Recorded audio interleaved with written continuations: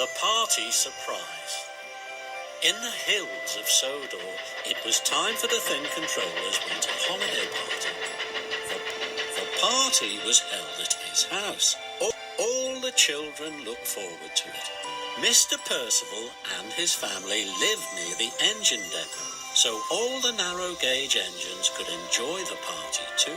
It was the day of the party, and Freddie was working with Colin the Crane. They were very good friends. Freddie was excited. This party will be the biggest party ever. Then Mr. Percival arrived. All this cargo must be loaded before the party. Yes, sir, you can rely on us. I must visit Mountain Village Station. I will be back in time for Freddie to take me to the party. Yes, sir. Freddie told Colin all about the party. There'll be decorations, presents, and a big tree covered in lights. Freddie was excited. Colin wasn't. I've never been to a party. Colin was fixed in one place. He couldn't move from the siding. We never have parties at the wharf. Then Freddie had an idea. Maybe this year they could have the party at the wharf. It would be a surprise party for Colin, he thought cheerily. Freddie had to find Mr. Percival. He wanted to ask him if they could have the party at the wharf. I have to go and collect another flatbed. And Freddie raced away. Freddie saw Mr. Percival cycling away. Then he saw Peter Sam.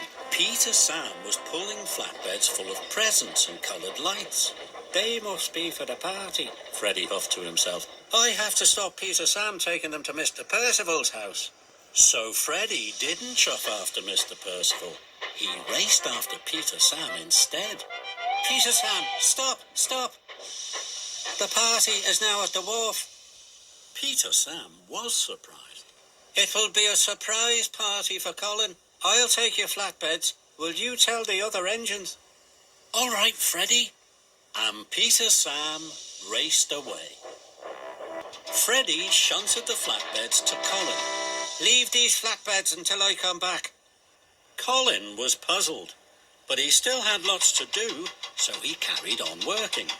Now I must find Mr. Percival, Freddie thought, and he raced away. On his way, Freddie met Rusty.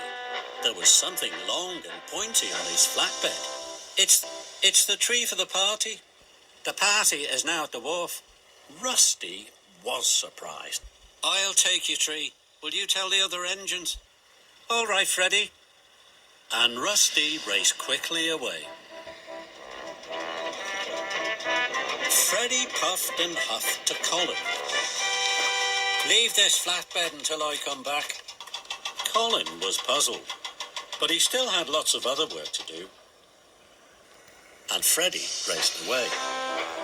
It was getting late, and Freddie still hadn't asked Mr. Percival if they could have the party at the wharf. At last, Freddie puffed up to Mountain Village Station, but Mr. Percival wasn't there. Mr. Percival's already gone back to the wharf. Oh no, I must puff back as quickly as I can. At the wharf, the flatbeds were still waiting to be unloaded. Mr. Percival was cross. Please, unload these at once. Freddie had told Colin to wait for him, but Colin didn't want to get Freddie into trouble. Yes, sir. Then Mr. Percival went to look for Freddie. Soon, Freddie puffed up to Colin. I waited for you, but Mr. Percival told me to finish the job. It's all done now. He was very pleased. Freddie looked down at the canal. He wasn't pleased at all. The lights, presents, and the tree were floating away on a barge. The children would soon arrive at Mr. Percival's house, and there was nothing there for the party. And there was nothing at the wharf either. Now no one will have a party, and I still haven't found Mr. Percival, Freddie huffed to himself. He felt terrible. I must stop the barge. Then Freddie saw Mr. Percival. He knew what he had to do. Freddie chuffed over to see Mr. Percival. Where have you been? Freddie told him all about his idea to have the party at the wharf. It was a surprise for Colin, sir. Colin has never been to a party. Mr. Percival thought having the party at the wharf was a very good idea. But you should have asked me first. Yes, sir. If I work quickly, I can still put everything right. All right, Freddie, but hurry now. Freddie raced to catch up with the barge. He called out to the bargeman. Stop! Please turn round and go back to Colin.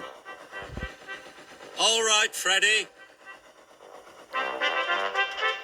Freddie steamed back to Colin. He told Colin all about the party. I wanted to have a surprise party for you. Me? Colin was delighted and surprised. Soon Colin was unloading everything for the party. He felt very happy. He steamed away to Mr. Percival's house. Freddie whistled to the children. The party is now at the wharf. Soon the children were on board, and they whooshed away. All the other engines were waiting at the wharf. Even Thomas held high. The tree was covered in lights, and so was Colin. What a wonderful party. Thank you, Freddie. Freddie was delighted. All the engines whistled and tooted. The children cheered and cheered. It was their best winter holiday party ever.